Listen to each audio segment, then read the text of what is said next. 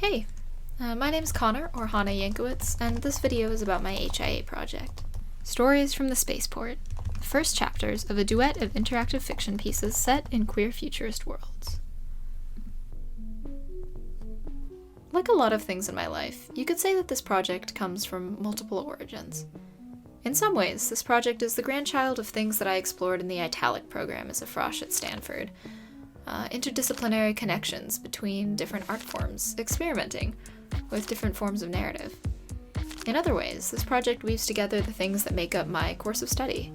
I'm majoring in feminist gender and sexuality studies with a focus on queer art, culture, and history, and double minoring in studio art practice and creative writing, specifically prose. On the other hand, I suppose you could say that this project is the culmination of some of my frustrations with the way that the university system supports interdisciplinary work. Or maybe more specifically, often doesn't support interdisciplinary work. Take, for example, my double minor, which I constructed to be able to study science fiction and fantasy, comics, video games, and interactive fiction. In other words, visual or otherwise non-traditional narrative storytelling. I happen to see all of these as comprising one overarching field, but unfortunately the university doesn't necessarily agree. Here's a list of courses I've taken over my 4 years at Stanford, in either the English department or the art department. Personally, I think there's a lot of overlaps in this list, a lot of courses that could be offered in either department, but the university departments don't always agree with me or each other on that. Let me color code them for you based on whether I'd be allowed to count them toward an English degree, a visual art degree, both, or neither. As you can see, there's a stark divide between things that would be allowed to be counted for one versus the other. There's no overlap here. So that's one of the things that led me to honors in the arts. My interest in interdisciplinary work, things that transcend the boundary between different art forms, informed by a theoretical background in queer studies. But that's just the ways that my academic career and my interest in entertainment led me here. What about extracurriculars? Well, I've always wanted to be in marching band. When I was little, I heard stories from the flautists in my family, my mother and my older cousin, about their days on the field, and I wanted to be a part of that same community. Marching band was a big part of my life in high school, in some ways the most positive part of my life. When it came time to pick a college, the existence of the Stanford band was a big part of the reason I chose Stanford over the other colleges I was looking at. I ended up joining the band, played trombone, got on leadership, I became public relations, then assistant manager, and then manager. I've seen the band through a lot of structural changes over the past few years, and I've been struggling a little bit, or I guess I've been struggling kind of a lot recently. COVID was really hard, and being the manager over COVID has been really hard. How do you lead a group based on performing live music and movement over Zoom? How do you make cultural change in an organization that's not meeting regularly in person? These are the questions that band leadership was tasked with over the pandemic. And it was difficult and stressful. I hear some people cope with stress by exercising or taking up a new hobby, but I decided to cope with mine by killing the fictional manager of a marching band and writing a murder mystery about it. That's normal, right? So, the Saturn Conspiracy was born. You've received a letter. Open the letter. The holoprinter whirs and clicks. It's an old model, but it gets the job done. The XSD3138. Reliable, if a little loud in its old age. Yours is set for short-term use since you mostly use it for reading. The paper resets in just under 2 hours, which is only annoying when you're trying to compile an evidence wall and you forget to change the dial. It also doesn't support 3D printing, but that's why you have an XFD3140. Soon enough, the paper slides into your hand, still warm. It's not handwritten, but it might as well be. The font is non-regulation, and you can almost taste the desperation. You get used to it in your line of work. It almost doesn't turn your stomach anymore, seeing someone cry. Almost. Just what is your line of work? Mostly investigating untrusting people's lovers, enemies, and friends to see what they're up to. Sometimes locating lost items. Very occasionally, solving a murder. In your opinion, detective work is 30% charm, 20% luck, 15% digging through people's trash, 25% waiting to see if someone will give themselves away, and 5% getting so tired you forget how math works. It says, the band manager is dead. What you've just heard is an excerpt from The Saturn Conspiracy, an interactive science fiction murder mystery set in an intergalactic marching band, and one half of my HIA project. The Saturn Conspiracy explores the complicated networks of interpersonal relationships that arise in tight-knit performance groups, as well as ideas of queer chosen family, identity, and fame. It was written using Twine, a free open-source interactive fiction software. So, why interactive fiction? Well, for a few reasons, I find interactive fiction a particularly compelling medium for imaginings of queer futurity.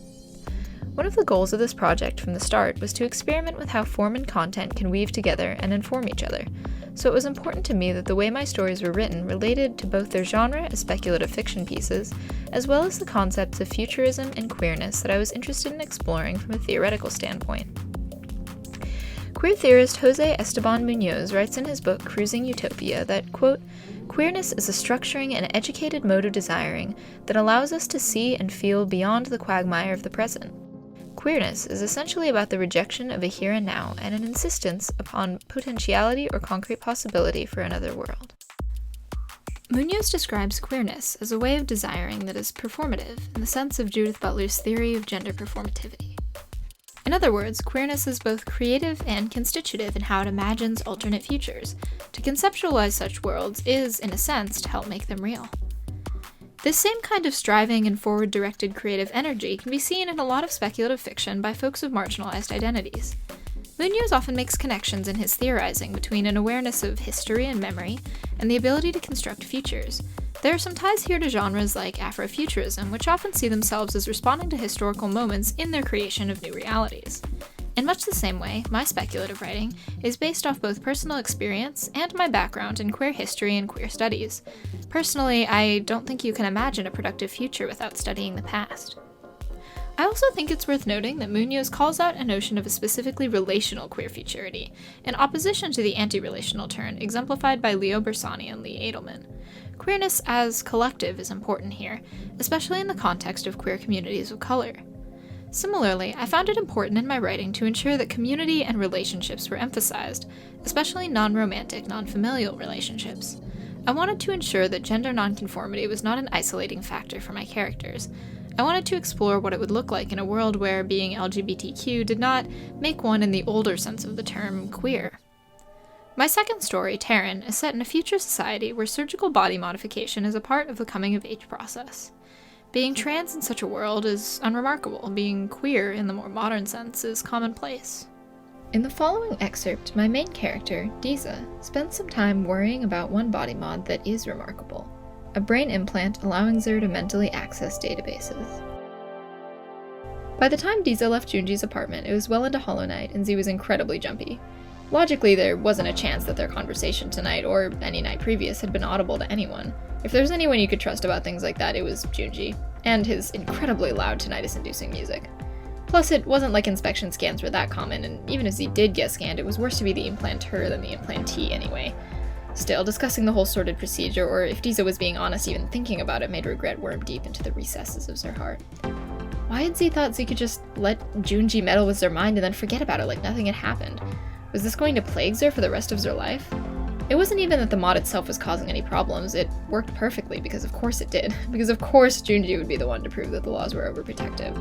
But it wasn't worth it for the nerves alone. Outbubble walks didn't stifle the fears exactly, but they did remind Diza of how small Z really was, how small all of Taryn really was. Under the stars, on the other side from the buildings and groves and walkways, staring out into the void from the smooth, faintly glowing surface of the bubble, it was one of the few things outside of music that could completely clear her mind. The nearest outport was a few blocks away, and Diza huffed nervously as he walked through the sultry hollow night air, staring down at faint stars beneath her feet.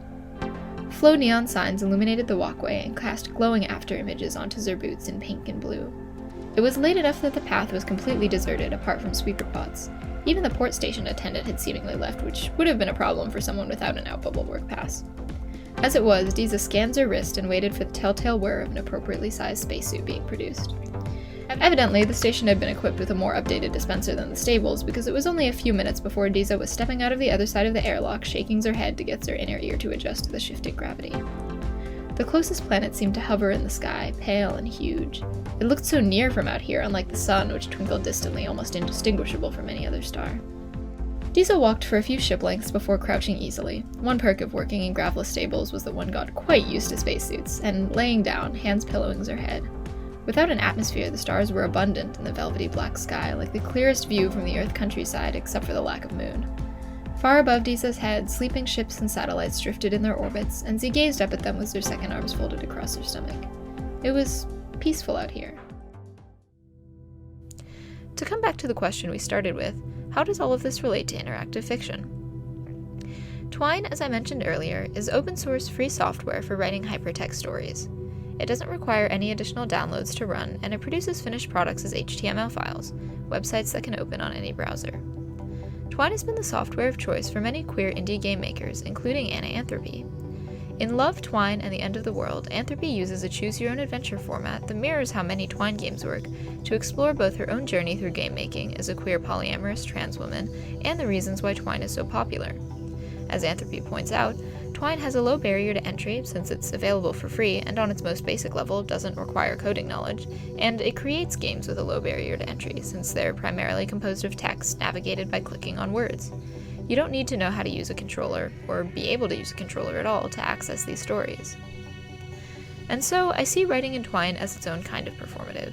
By using the software and perpetuating its popularity, I'm helping to ensure that it continues to be updated, maintained, and cared about.